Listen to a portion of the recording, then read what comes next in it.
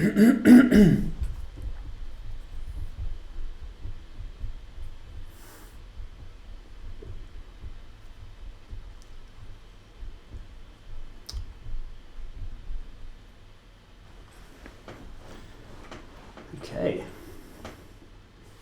Kicking off slightly early. I'll obviously wait for 5 minutes to see who joins the class. Hello, Johnny.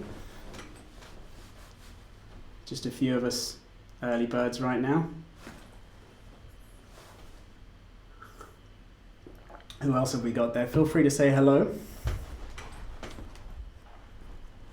And also tell us where you're from if you like. Well, we've got these spare few minutes before we kick off. I'm in a house in the countryside right now. I'm actually on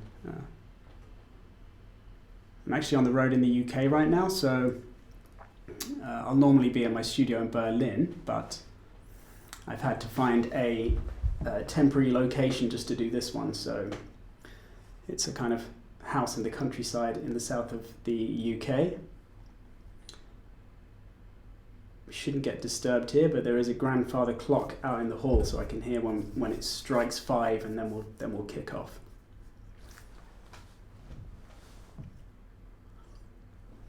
A bit thin on the ground then right now, just myself and Johnny. Hey, if we don't get anyone else, then it's a nice private class for you. There's the grandfather clock striking 3 minutes early. I'll hang on until the hour.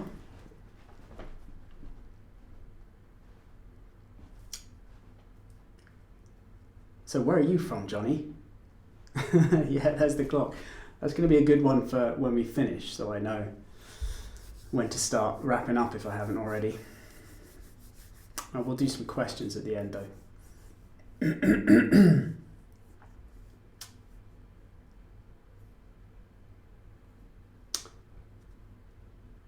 So just you're in North London. Hello from the south of, well, quite a way south of London.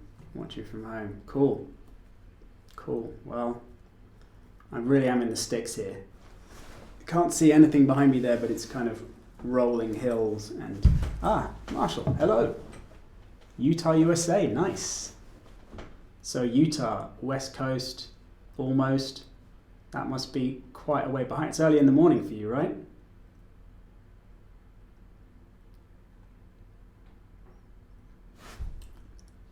So obviously right now it's 5 o'clock nearly in the UK, so quite ahead of you.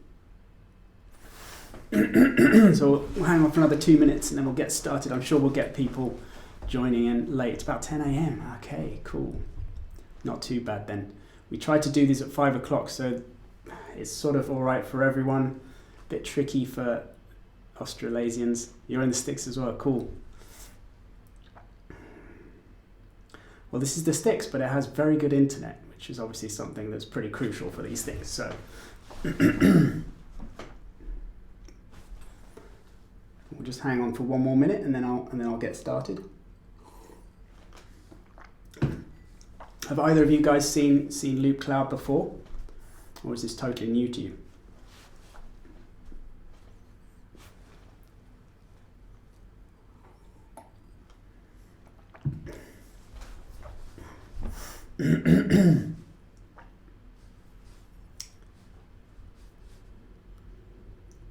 Okay, great. So if it's totally new to you, that'll be fantastic. That's okay, that'll be 5 o'clock, so let's get started. Well, firstly, welcome to you guys. You're our first Producertech members. We only launched a week or so ago, so this is completely brand new. And the webinars are an entirely new thing, so that's great. Previously, everything's been pre-recorded, so this is the first time we've ventured into this live domain, which is cool. The topics initially are ones that I've picked, which I think are things that you guys are going to want to know about, and I think you should, because Loopcloud is a really awesome bit of kit. But in the future, we're going to do these based on requests and feedback from you guys when we've got our community section going, which is a totally new area. We've only just begun on, but we should see it very early next year. And there you'll have like chat rooms and forums and an easy place to start group chats and communicate more effectively with us rather than just email, which is obviously not ideal. But for now, for the next month at least, I'll choose the topic. So the first one, I thought Loopcloud is a great place to start because it's nice and generic. Doesn't matter what DAW you own. It works really well with all of them. And the way it works is it's a standalone app that's free via Loopmasters and a plugin which is also free.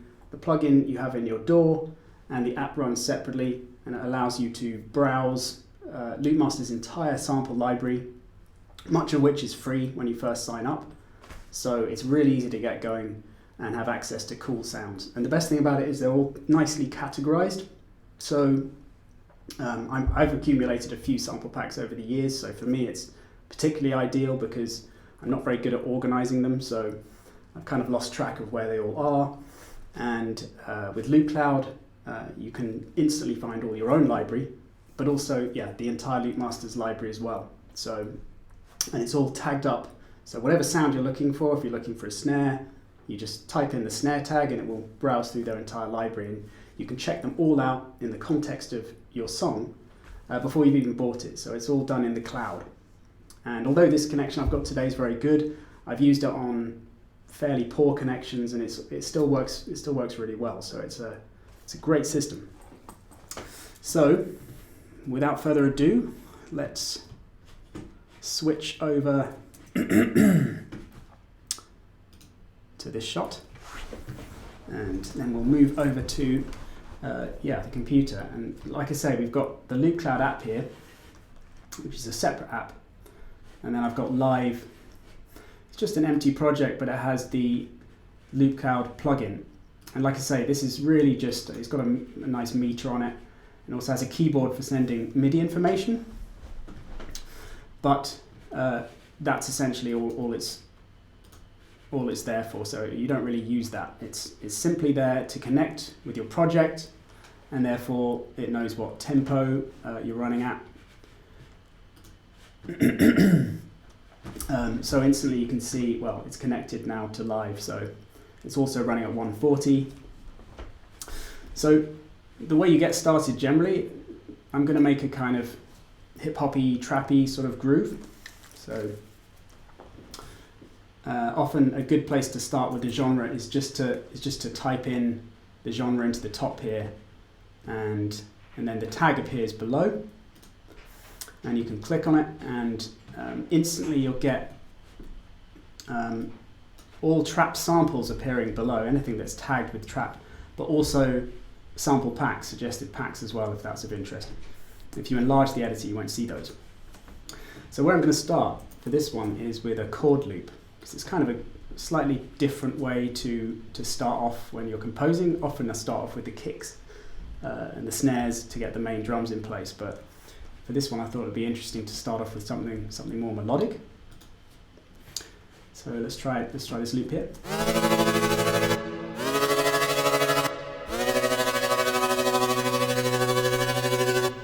That's sounding nice.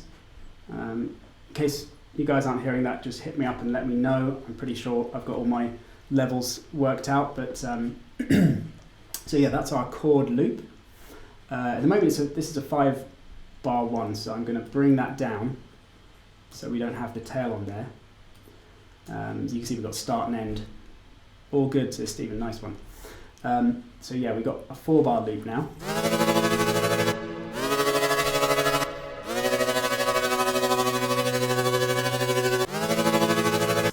And just so you can see in Live here, the audio routes through the track.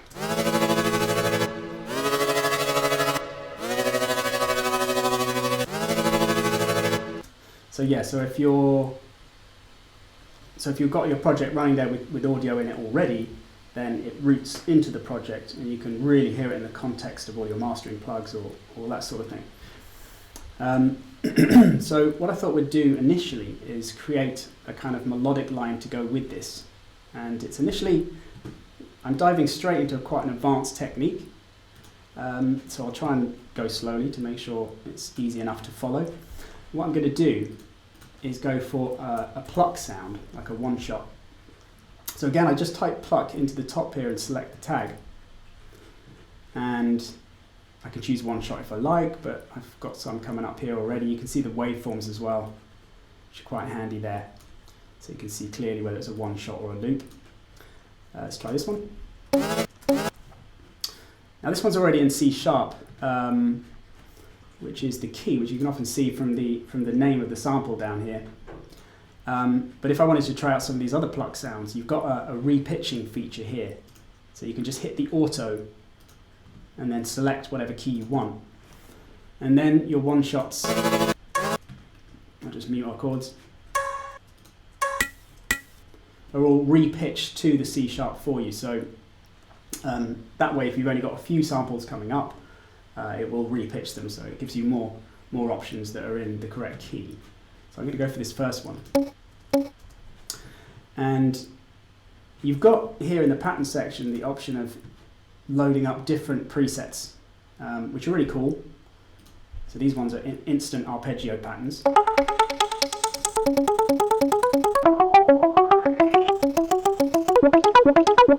Some of them have effects and some of them don't, as you can hear. We'll get back into that in a sec. If I reset it though, it'll go back to that one shot. And what I want to do is, create a pattern of 16ths here. I'll show you how to do that. Firstly, the grid, all the editing commands in the grid respond, as you can see, according to snap points, just like in your DAW. So if we want to do something in 16ths, you have to make sure you're zoomed in appropriately, or you can choose 16ths there, and then I can make sure I'm only doing it to 1/16 by trimming like that. If you want to go outside of this and make it just a little bit snappier, then I can hold down Shift and then drag the edge, and then it's again free editing. So I'll make it just slightly shorter, so it's around 2/3. And if I drag the upper corner there, I can create a nice fade on the end. I'll just zoom in so you can see that a bit more. So yeah, that's a nice way of already sort of editing that one shot. Now, if I want to create a repeating pattern of 16ths, all I have to do is select this 16th portion of the grid by just clicking with the mouse on that grid marker, like so. And then I hit duplicate. Again, you can do this with a right click and menu edit, or you can just do it with the keyboard shortcut, which on my Mac here is Command D. So now we've got a series of 16th notes there, and I'm gonna only paste in 6 there, so we can create a cross rhythm pattern. If I'd have done 4 or 8, then we'd have a regular amount there, which would just stay constant over our bar or 2 bars. But if we do 6, it will create a cross rhythm, which is a nicer way of creating a more interesting rhythm. So if I just drag the end marker for now to there, and then I unmute track 1, which is our chords. You can see I'm just switching between them by clicking on the tabs. So hearing them together now, so you can hear it's in the correct pitch. Again, I'll just solo that one. And now what I'll do is repitch some of these to create that arpeggio kind of effect. And the way I do that is using these tools here. You can see the second to last one is a little note here with arrows, pitch tool. As soon as I click it, I get values on each slice, which tell you the pitch. So at the moment, 0 because I'm not doing anything. But if I drag up and down, I can set it to different pitches. So the first few pitches I'm going to go for are, I could go for just straight octaves and fifths. I don't know if you guys have seen my theory courses yet. I've done 2 theory courses recently, the beginners and advanced. Really good courses. I recommend you check them out. I've really enjoyed making them, properly got into them and had some really good workflows in there. One of the very basic things you learn on that course, and on probably any of my synthesizing courses, is the semitone values for specific notes in the scale. 7 and 12. 12 obviously being the octave. These are good ones to remember because 7 is the fifth. You're watching them now, Stephen. That's cool. Glad you're enjoying it. Yeah, the 7 semitone interval up is a fifth, perfect fifth above, so that's a good one to remember. And also -5 below. So what I could do is go down to -5 for that fourth one, so it's going up here to the octave, down to the fifth. Let's see how that sounds. So that's a very kind of clean sound. It's not adding those major or minor notes at this stage, so it's kind of nice and in key, but maybe a bit boring. So what we could do is bring down this 12 to 10, which will bring it down to a seventh, which is a bit nicer. And maybe we could try changing this last one so it doesn't have a repetition of that tonic note at the end there. So I could come up to, let's try a minor third. Yeah, I mentioned on the theory course that dance music often tends to be in a minor key. Maybe less so these days as things are kind of becoming a bit lighter and fluffier, but yeah, but the minor third, which is that 3 semitone interval there, is the one that you probably see a bit more. So let's have a listen to this.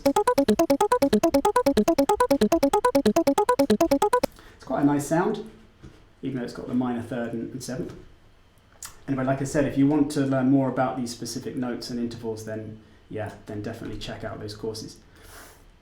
For now, we're just going to duplicate this out so we can create a longer pattern. So our chords are 4 bars long. So what I can do here, switch back to my cursor. There are keyboard shortcuts for all of these tools. So I think it's Alt and then the numbers to switch through the different tools there to make things much quicker if you want to get really fast with this editing. At the moment, I'm just using the clicks of the mouse. So I'm going to select that whole portion. Again, you just click on the end and then drag the mouse over. And then I could duplicate this out so it's 4 bars long. And then just set it to the start of bar 5 then. So now we have that cross rhythm going across our 4 bars, so we can have a listen to that.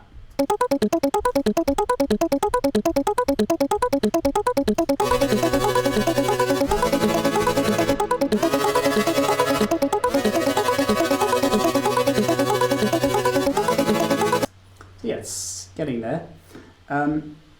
One thing that's not sounding quite right to me is that last 2 bars here. The harmony kind of changes a little bit. This is one thing you find when you compose is getting that balance between whether a melody is constant or changing.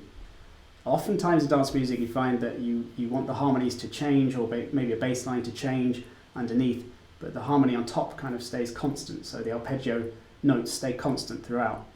But sometimes it's maybe not quite right and you think it could be better if it just maybe changes subtly with just 1 or 2 notes. In this case I think it's going to sound nice, yeah, just changing a couple of those notes. I think the notes on top are sounding okay, but the way I'm going to change this then is, so obviously from bar 3 is when it changes, so I'm going to drag the loop bracket to there, to those 6 notes. And yeah, I'll go back to our chords and I'll loop that on bar 3 as well.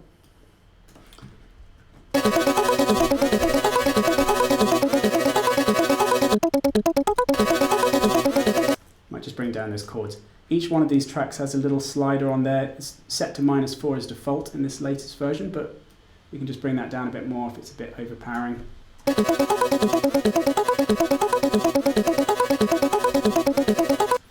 Yeah, and then I can just tweak these notes a little bit just to find notes that work a bit better. Like I said, I think it's the lower ones.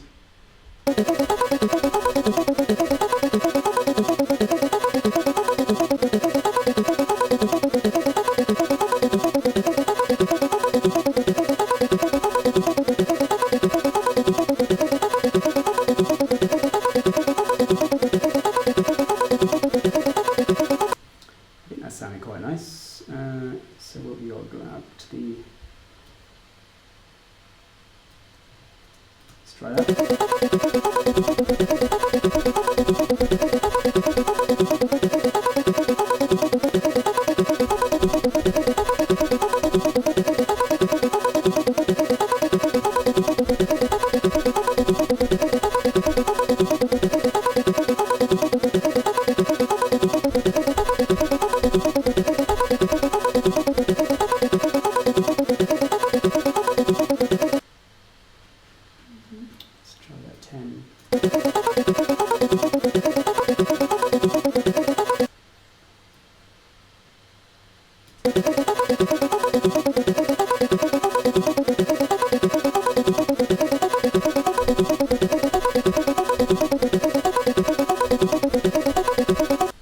Yeah, I think that sounded quite nice. Now I've kind of worked those ones out, I'm going to delete all these ones before, and then just copy out our new ones. Check I've just selected the right amount of beats. Yeah, so duplicate that out now.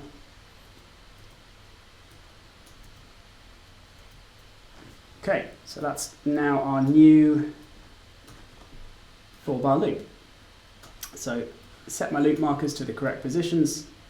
Like I said, we dived straight in with a pretty advanced editing technique here. The rest of the bit's going to be a little bit simpler, certainly on the theory side, and also probably on the finicky editing side as well. So, but I really wanted to show you this because it's a very cool way of creating your own custom arpeggio lines. And remember, this is, you're doing this with samples you don't even own, so it's quite a revolutionary concept that Loopmasters have come up with here. So let's check that out. Let's go back to our chords loop here and set that back to 4 bars long. And the other thing I'll do with the ARP line is I'll just add some reverb to it to make it sound a little bit better. So I'll just click the FX edit switch there, and then the plus switch, it brings up all of the different effects, and you can either load them in their default mode or with a preset. So I'm going to go for the guitar hall for this one. Let's try that. You can turn the effects on and off. You don't have to, keep them. I'll show you when we go to exporting those samples out into live how that side of it works. But so I can just for now just A/B it using the power switch at the top here.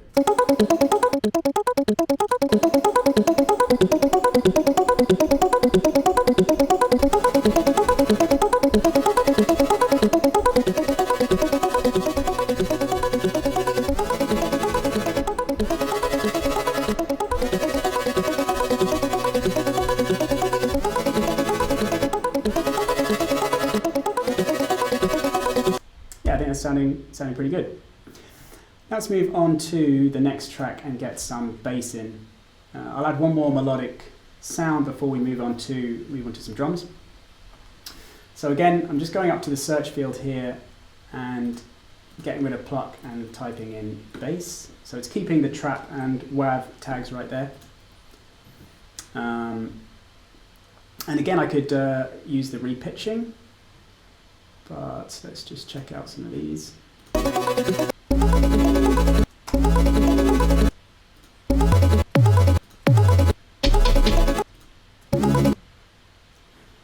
just try that without the reverb. Yeah, this is a nice sample. I've actually used this a couple of times before. It's a really good sample. It's from the Culprate sample pack. Don't know if any of you guys know Culprate. Really awesome producer, particularly on the drum and bass side. And that's another good thing about Loopmasters. They do have some excellent producers on there making packs. So yeah, let's see how we can customize this bass to fit with our groove. That first note's sounding right. So I'm just going to make some slices in it and repitch it where the harmony changes. So we need to do that on the start of bar 2 and then for the last 2 bars, so the start of bar 3. Again, I'm going to click repitch, and then I'm just going to drag up and down to find the right notes.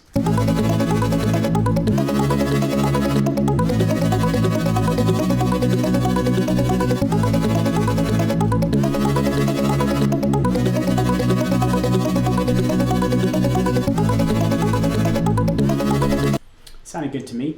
If you want to, I think there is a little bit of a fade added automatically, a bit like editing in live, but if you do ever get clicks, then again, you can just sort of zoom right in and add little fades just to make sure you're not getting any issues there. Let's just get straight in and add some drums to this. So I'll go to track 4 now, and we'll go kick, and let's see what we got. Just solo that track.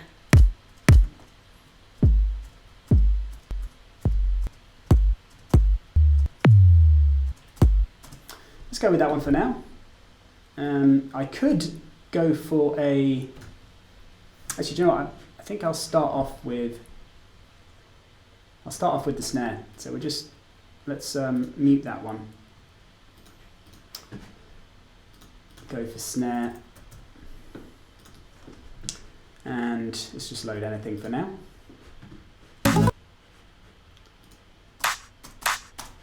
Yeah, and for this one, it's just going to be really simple, just alternating with the kick right now. So let's go on beat 3.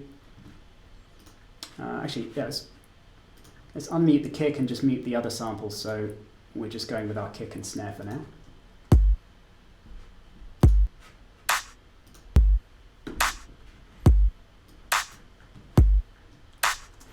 So once you've got your drums in place, you can just select the track you want to work with and then browse through some different snares. At the moment we're looking at loops, as you can see, so if we go for one-shots instead.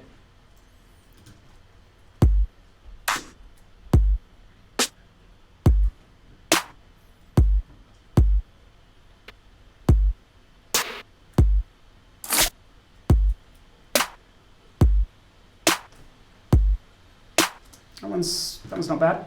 I won't spend ages browsing through to get a perfect sound right now. I'll just get it sort of roughly where I want it to be. But you can see how quickly you can browse through sounds like this, and once you've got all your sounds in place and edited the way you like, you can then just go back and go, oh, let's just try out some different loops with this, see how they sound. Let's move on to a hat.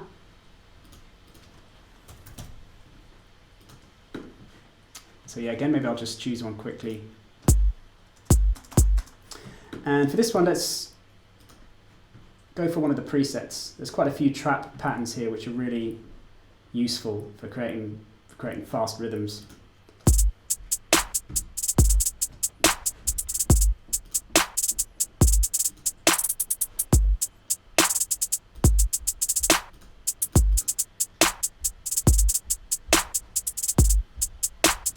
That was nice. I'm just going to bring down the hat a touch. It's probably about right. And let's add some reverb to our snare as well. Again, just click FX Edit, check out the reverb, and then let's go for snare medium room. The reverb does bring up the gain a touch, so I'm going to bring that down a little bit.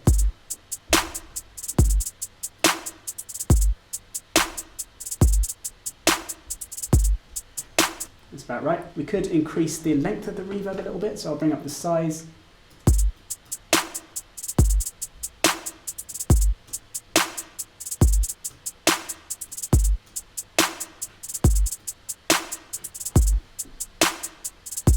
Yeah, that's sounding about right. Sometimes when I'm adding hats, Johnny's a fan of the reverb. It is a nice sounding reverb. All the effects actually are great. The filters, we'll see in a moment, the filter's really great. Quite a pokey resonant one. There's a little warning there. I often need to bring down the resonance when I first load it up, because otherwise it can get pretty loud. But it's got a really nice drive feature, so when you turn down the resonance you can ramp up the drive and it sounds really sweet. Often, more and more these days, when I sequence my drums, I like to have as few samples going on at one time in my mix as you can possibly get away with. Not always. Sometimes it's nice to layer up a kick, so you have more higher frequencies going on with that transient, but other times it's nice to kind of get rid of any other drums so the kick is left completely in peace on that initial beat. So yeah, for this one I might do that. get rid of 1 and 3 for now.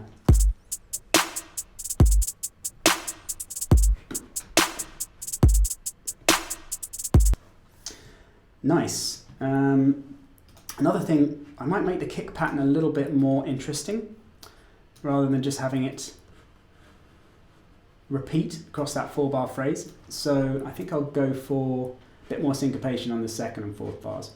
So the way you duplicate a slice is by holding down the command key, which I guess is the control key on a PC, and then you just click and drag and it duplicates the slice across.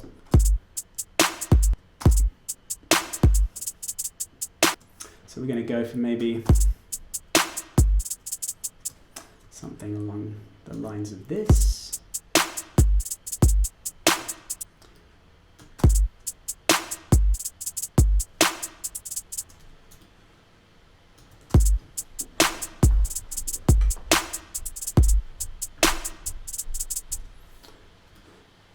Might get a bit more syncopation in this bar, so.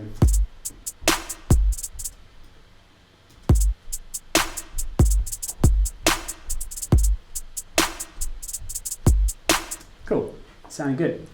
And now that we've got this kick laid out, sometimes something I like to do is to sort of apply some side chaining in the software here before you get into your DAW. So you can use the fade facility to do this. So remembering where our kicks are, we've got them on halfway through beat 4, on bars 1 and 3 right at the start, and then halfway through beat 4 and on 2nd beat there, and then also 2nd beat there. So we can go back to our bass, and and if we look at our kick sample length, you can see zooming in that it's 2/16. So what we can do is on our bass track, zoom in and apply a 2/16 fade across there, which is again going to give that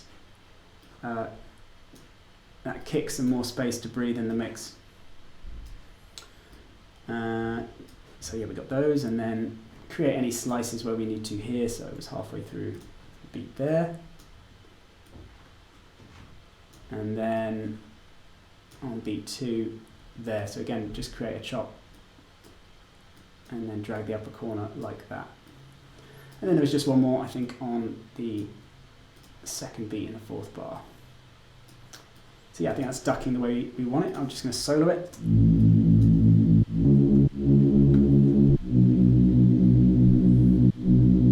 So it's created some side chain. If we listen to that with our kick now, so I'll just mute all the other tracks, unsolo our bass.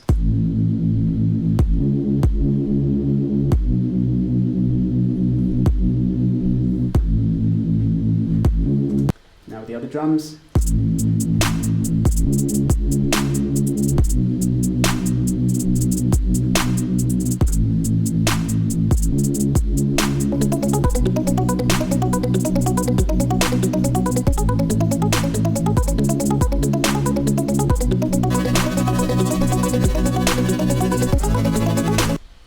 Sounding good, but the chords now are far too full on. So let's move over to those now, and let's try and strip these back a bit.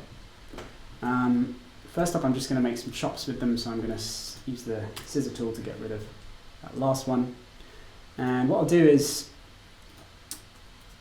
if you make any mistakes here, by the way, you've got standard undo and redo commands, as you'd expect. But I'm just going to chop it every 2 beats, which is a technique I'm really liking for this kind of style of music now. And then I can just double click these 2nd slices to mute them, or I could click and select and then delete them.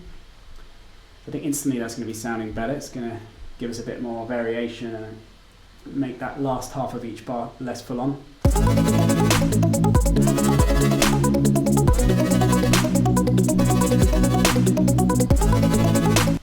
We've got some fades going on already here, but I'm gonna add to them by just fading through the first half of each of those slices there, like so.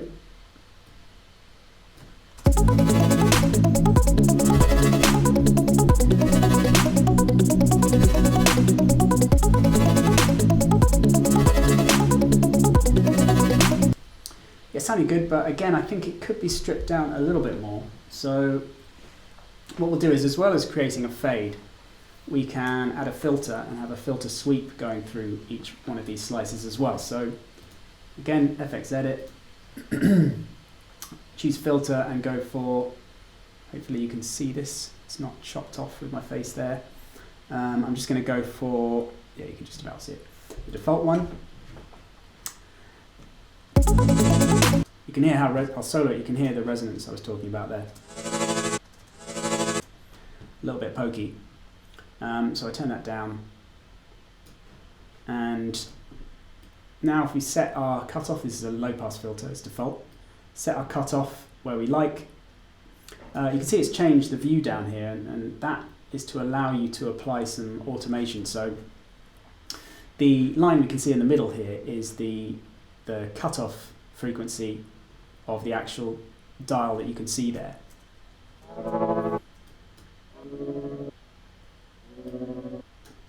So we can set that kind of wherever we like initially. And then if we want to create a sweep across this slice, we just slice it up the way we would when working with the audio. So I'm holding down the Alt. This is a command, by the way. It's the keyboard command I use the most for sure. So it's, instead of going up and selecting the split tool, I'm just holding down the Option key and finding the position of the grid I want to slice in, and then chopping like so.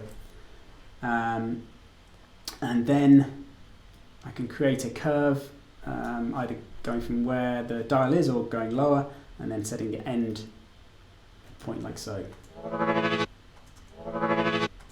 If you have multiple slices, they also have this link feature here. So if you have loads and you want to create the same pattern across the whole thing, then yeah, the link allows you to do that. Or you can unselect it and then edit each slice freely to create your own really interesting custom patterns. So that's how we're going to have this one.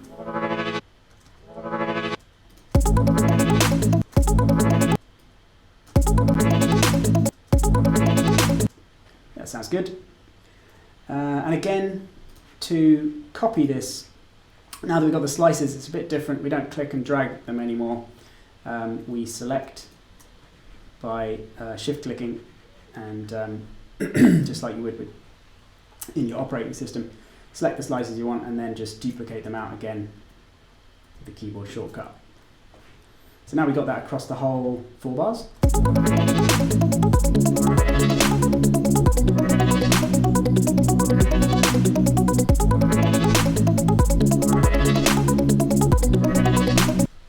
That's sounding good.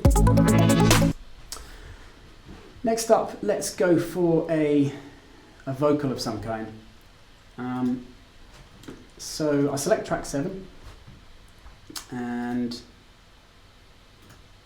I'm not sure whether it's going to be a one shot or a loop at the moment, so I'll just I'll get rid of one shot first, then I'll just type in vocal. And yeah, I want to repitch this one to C sharp.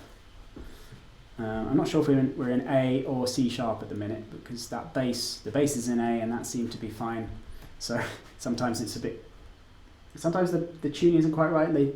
Again, if you've seen my theory course, you might know about relative majors and minors, and sometimes people get a bit confused about that when they're trying to work out the pitch of a sample, thinking something's in C major when it's actually A minor, or vice versa. So let's go for a loop first. So I'll click on loops, see how this one sounds first. Your mom missed it. Your mom missed it. Your mom. Sounds interesting, but the effect I think I want to go for with this is to have it alternate with the chords. So I'm going to chop this one. I don't know if we'll go for, let's go for a 2-bar loop for this one, and then I'll drag the loop end down there. And yeah, for this one I'll get rid of the first one.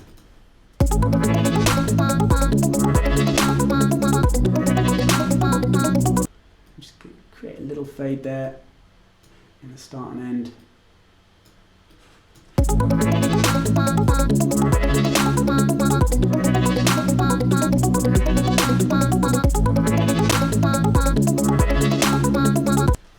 sounding nice. A couple of things that are really cool about Loopcloud again when you're doing this sort of thing. First of all, there's a great scrub feature, but maybe I'll move on to that in a moment. What do they call it? The slip tool. I call it scrubbing, but it's when you just drag or scrub through a particular sample. Previously, it's something you can only, well, I've only really seen before in Ableton. It's one of the very cool things about Ableton. It's a feature it's a technique that I've seen on our advanced bass music production techniques course, which is again a great one by a guy called Seppa. And when people are producing that kind of glitchy bass music sound, often it's all about just finding a random but awesome sound to fit in a particular part of your track, and listening to samples outside of your project and thinking, oh, that one's going to go there, is quite a difficult thing to do. You have to drag it in, edit it, see how it sounds. Whereas with this, you've already got the portion of the bar or whichever part of your song you're working on in place, and you can just scrub through a sample to change up the sound that's playing there. So you can change the sample, the actual loop itself, and also scrub through it until you find a bit that really works with your track. Sorry about that phone there. So first of all, let's try out some different samples.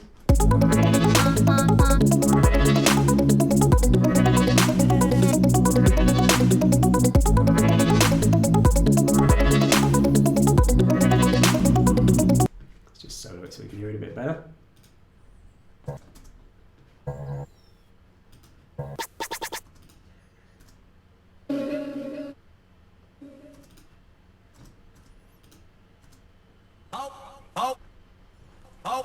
Let's try that one.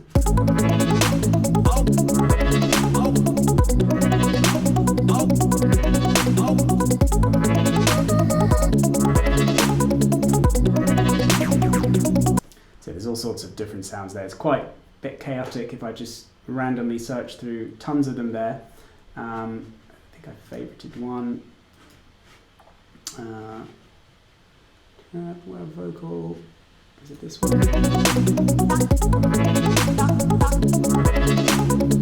Yeah, so I quite like the sound of that one. But again, I might not be happy with the particular part of the sample that's playing there. So if I switch to the slip tool, I can just drag through the sample to change up the bit that we're hearing.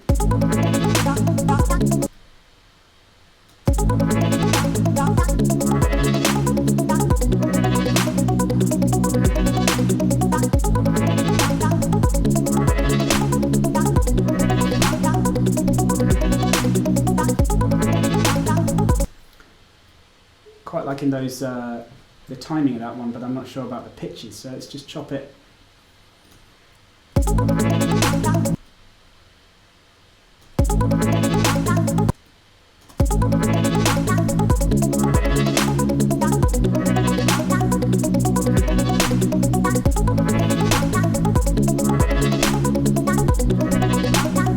That's cool. I might just trim that last one. But it looks like we've got a fade out in the end there, so that's cool. Yeah, sounding good. And again, I think I'll add a bit of reverb to that one as well. So let's go reverb and vocal.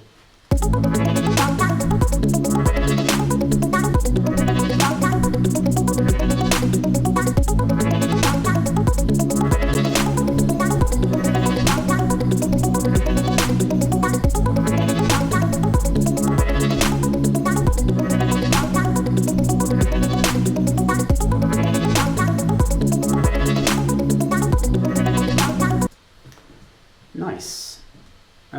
So we've got one more track left. So there's a couple of things I could do here. I could just go for a straight up tops loop, or I could do something a bit more radical. What do you guys think? Anyone got any preferences there? I'm guessing you're going to say something more radical. But while I'm waiting, let's try a straight up loop, just so you can hear. Top is the tag I'm after, and let's try this. I'll just mute the melodic parts for a moment. vocal.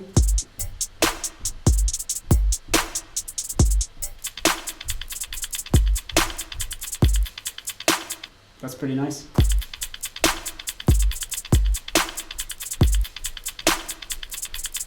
I've already favorited this one. This is another one. You see the favorites tag at the top here. You've already seen me do this, so maybe you caught it when I did it. But any samples that you're just browsing through and you think, yeah, that's awesome. Maybe I don't want to use it right now. Just click on the favorite there to favorite it, and then later on when you're looking for a particular sample, you can just click on the favorite switch there, and it will just only show your favorite samples. So again, this is just an awesome feature, and this doesn't have to be for samples that you own. Again, this could be samples in their entire library. So you only need to purchase them when you actually want to use them.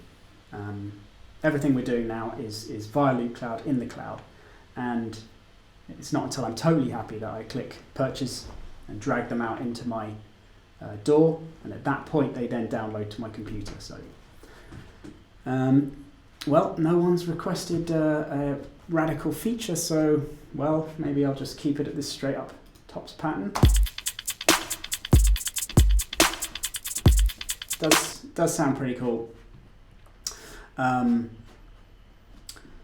but I think it's way more exciting to do something radical. So tough luck, guys. I'm going to show you a cool feature instead of just going with a straight up loop. So what we'll go for here is percussion loop, and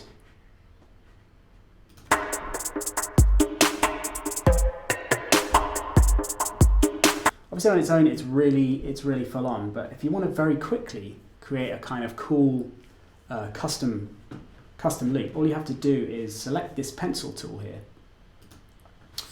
and we'll just go for a bar or two. Let's go for 2 bars. And again, I'm working in 16ths here, so if I want to create a quick random sort of selection, all I have to do is click in random places here. Clicking and dragging creates a slice of that length. Clicking in a particular grid position just creates one slice, as you can see there. So what it's done is it's reset the start position of each of those slices that I created there. So right now it's going to be pretty mental.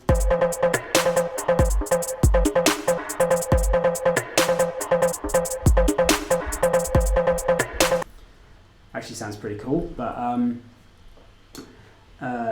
what we're going to do instead, that kind of technique actually works if you want that to be the main feature of your track. That's sounding like really interesting and full and complete on its own. But because we want this to be a sort of background sub-layer, not sub, but a kind of subtler texture in the track, what we're going to do is now shape it and sculpt it right down.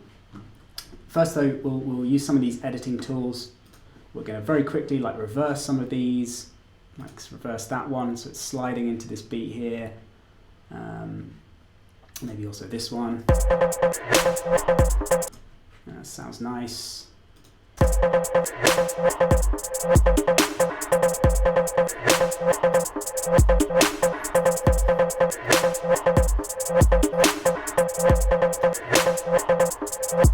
See, that's sounding pretty cool. We could also go in and repitch. Sometimes that's nice if you want to create a bit more variation and not such an obviously tuned effect. In this instance, it's definitely sounding like it's in a particular key, which you may or may not want. Obviously, we can repitch it, which we can try out afterwards, but you could just go through and just randomly sort of pitch some of these slices up and down.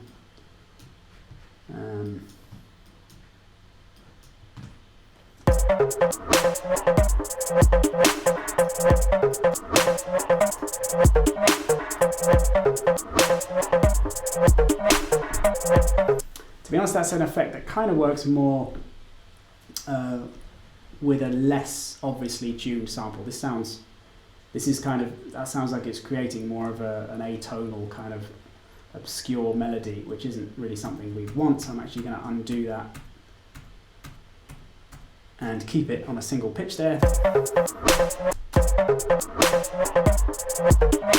Interesting little bug. See if I found this bug before. I've forgotten how I got over it. Oh, I think I selected a different sample. That's right.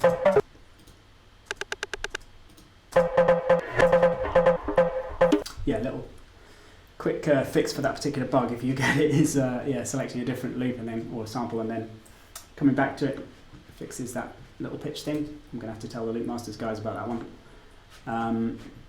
And the last thing I'm going to do, again, just to make this a bit less full on here, I'm going to go FX Edit. I'm going to go with Filter. Actually, no, not default. Maybe I'll just go for the preset this time.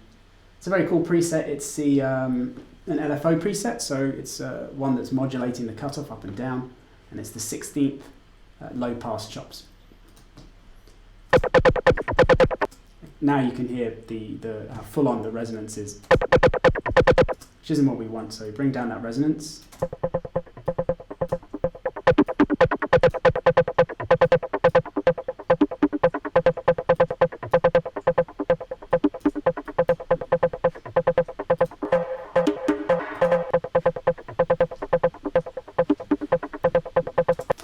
Sounding pretty good. Let's try it with the other drums.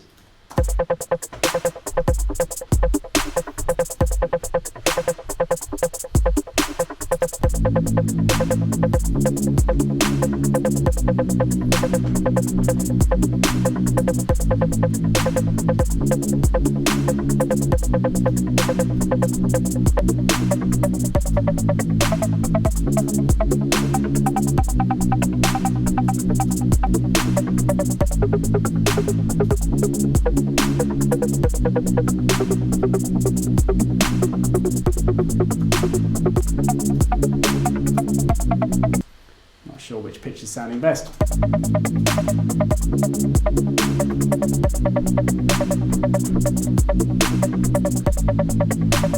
Might need a little bit of detuning in live, but now that we've got all of our groove in place and about 10 minutes left, Marshall is a fan of the movement. Yeah, man, I'm a big fan of creating these kind of filtered, choppy effects. It's actually one of my next courses early next year is going to be on filtering, the art of filtering, because it's such a crucial technique, and obviously you kind of learn how to master it when you get into sound design on synths, but also when you're working with audio in the DAW, you can create these kind of effects as well. But really cool that you can do it here in Loopcloud before you've even dragged your audio out. So let's do that now. First of all, I'm going to mute all of my tracks and unmute the chords. And I think it looks like I own all these samples. It's not normally the case. Often there's at least one or two in there that I don't own, in which case it will say, instead of original and processed, it will say buy, and it will also, and once you then click the buy link, and this is only for, normally each sample is just 1 or 2 points, so it's not a huge thing. I'll mention the deals, the specific price points of their subscription facility later on if you want to get into that, but you can also, a lot of this could have been done with their free content, which you don't necessarily need to sign up. I fully recommend signing up to one of their options because it gives you so much value. But so now that we've got this sample downloaded here, I just have to click on the processed button here, and then go switch over to live, drag it out onto my audio tracks. Actually, I'll go straight into the arrangement section. Switch back. Now the two options here, by the way, original is the sample in full as it is with nothing done to it. Processed is the version here that you can see in the editor. So it's chopped up, it's got the fades added, and it's got our filter sweeps as well. Obviously you can get rid of the effects just by turning the effects off, so you could just have the editor settings. So now we'll switch over to our arpeggiated line. Again, I don't need to buy or download it, so I just drag out the processed one, switch over to live. Just going to try and speed up a bit so this isn't too boring for you guys. Got our bass, got our kick. Okay, so this one I own, but I haven't downloaded it to the computer yet, so I click download, and then it's the processed version. And then our snare. Again, I can turn off the reverb if I wanted to apply the reverb in the DAW. I'm going to keep it on there for this. And just a couple more tracks now. Got our hat. Processed. And then, last two. Our vocal. So here we go. This is one I don't own, so just buy, and you can see it's 2 points here. So I just buy that, download it, and then drag out the process one. So like a couple of clicks there, really, really quick. And then last one will be our percussion. I won't bother naming them all for now because it's a waste of your time. But there you can see we've got all our tracks.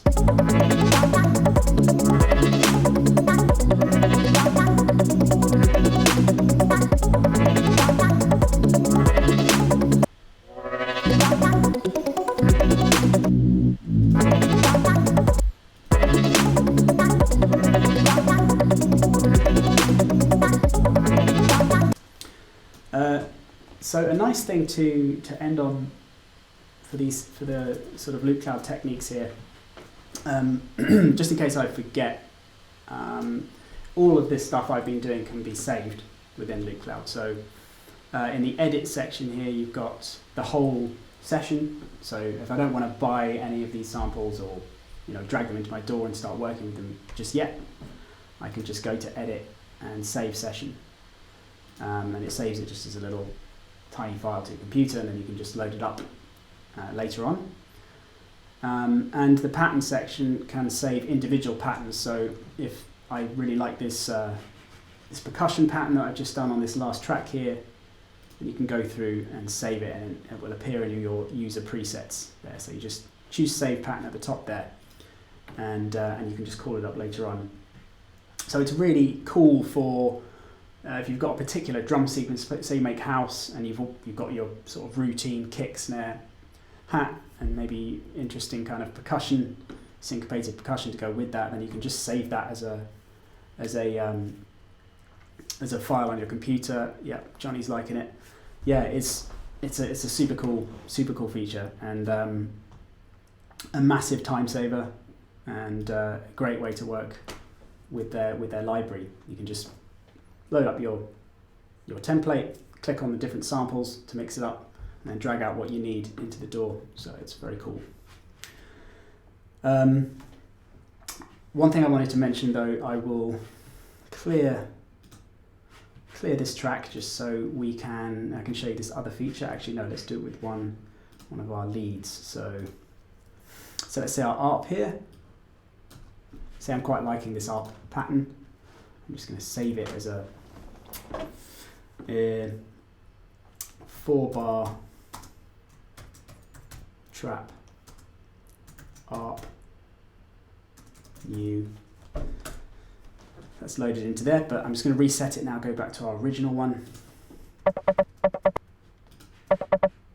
And where was it? It is this one. Unmute it, solo it in fact. So there's the sample on its own.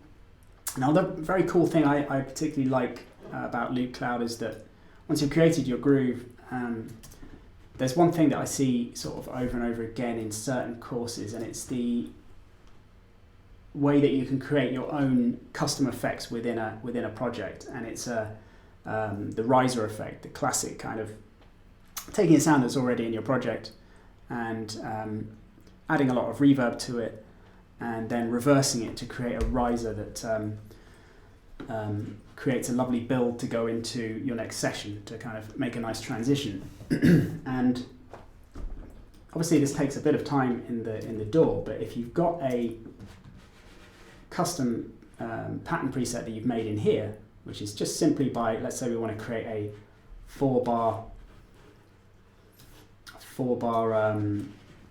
riser here, then what we do is we just drag it out to 4 bars, add the longest reverb we've got, so this long cave one.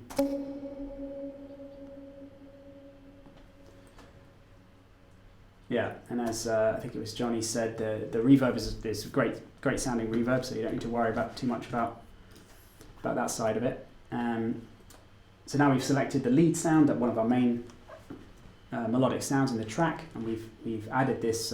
Let's save that actually while we're there. So 4 bar, we'll call this one an impact. Already done it. Then we just choose one of our other sounds, like the vocal, say. We would just reset that pattern and then load up our 4 bar impact, and then so it's an instant thing, and then you just drag out that processed sound. I think it's got this one. This one hasn't been muted, so yeah, go back to that one. Drag out this processed 4 bar effect. Find our ARP, which is here, isn't it? And now we have that impact there instantly.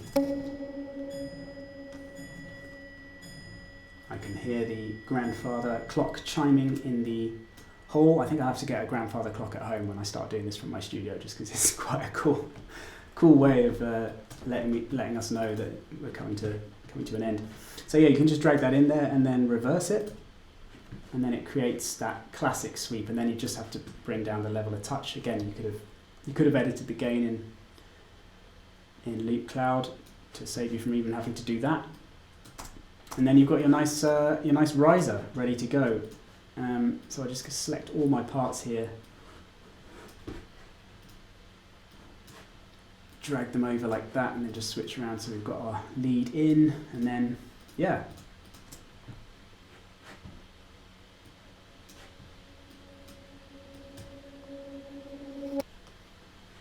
Oh, it's looped. Typical. Let's go again.